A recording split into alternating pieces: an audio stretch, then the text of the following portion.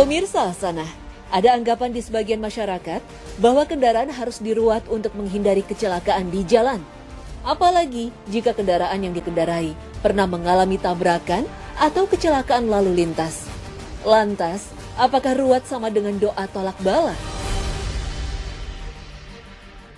Ruat kendaraan yang diiringi acara ritual doa dan tabur bunga di kendaraan untuk menghindar dari kecelakaan bukanlah bagian ajaran syariat Islam.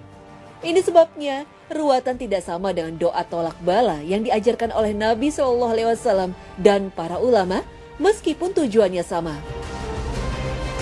Ruatan sebagaimana asalnya adalah acara ritual yang diadopsi dari kisah perwayangan. Tujuannya untuk melindungi diri dari malapetaka dan mara bahaya. Karena berasal dari cerita perwayangan dan dilakukan oleh pemeluk agama selain Islam, maka meski diisi dengan doa-doa Islami, ayat Al-Quran, ataupun permohonan kepada Allah SWT, tetap saja menyalahi syariat Islam. Dan yang paling fatal dalam acara ruatan kendaraan ini, hampir selalu ada bentuk persembahan, baik berupa sesajen ataupun tabur bunga yang dikaitkan dengan sosok yang dikultuskan dalam ritual ruatan, yaitu Betoro Kolo.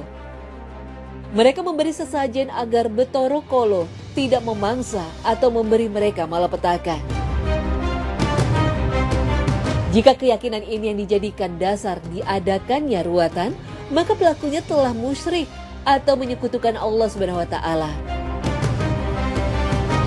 Praktek ruatan seperti ini sangat dilarang dalam Islam, sebagaimana Allah berfirman, "Dan janganlah kamu memohon kepada selain Allah yang tidak dapat memberi manfaat dan tidak pula mendatangkan bahaya kepadamu jika kamu berbuat hal itu.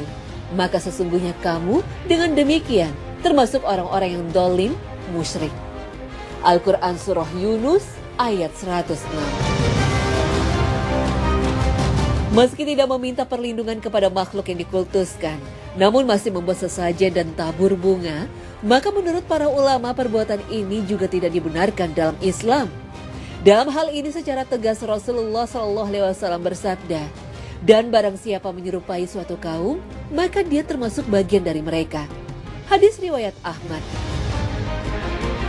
Larangan terhadap ruatan yang dilakukan oleh seorang muslim, meskipun prakteknya tidak sama persis dengan ruatan yang dilakukan oleh non-muslim, tetap saja dilarang dalam syariat agama. Karena praktek ruatan itu tidak pernah ada di zaman Nabi SAW.